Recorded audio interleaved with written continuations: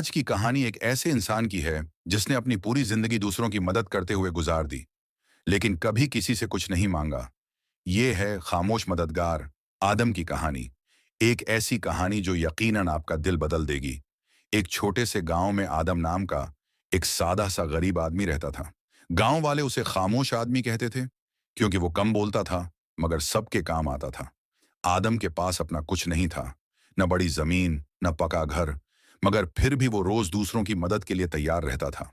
किसी के घर पानी ना आता तो आदम खुद बाल्टियां भर देता। किसी के बच्चे भौके होते तो अपनी रोटी बांट देता।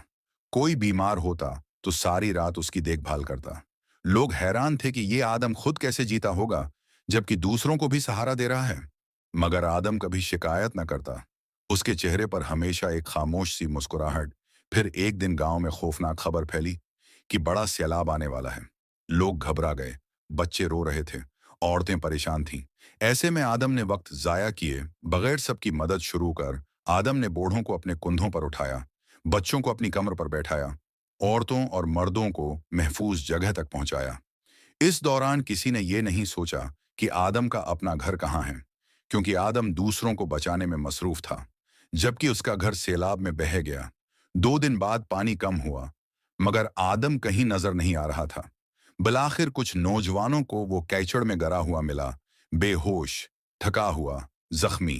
वो दूसरों को बचाते बचाते खुद को भूल गया था। पूरा गांव आदम के इर्द-गिर्द जमा हो गया।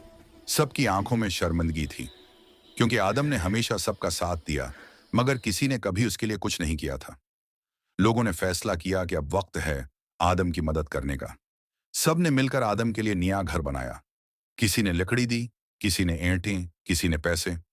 और देखते ही देखते जब आदम ने नया घर देखा तो उसकी आंखों से आंसू बह निकले।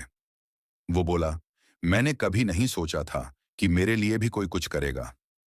लोग मुस्कुरा कर बोले, तुमने सबके लिए किया था, आज हमने तुम्हारे लिए किया है। याद रखें दोस्तों, नेकी कभी जाया नहीं जाती।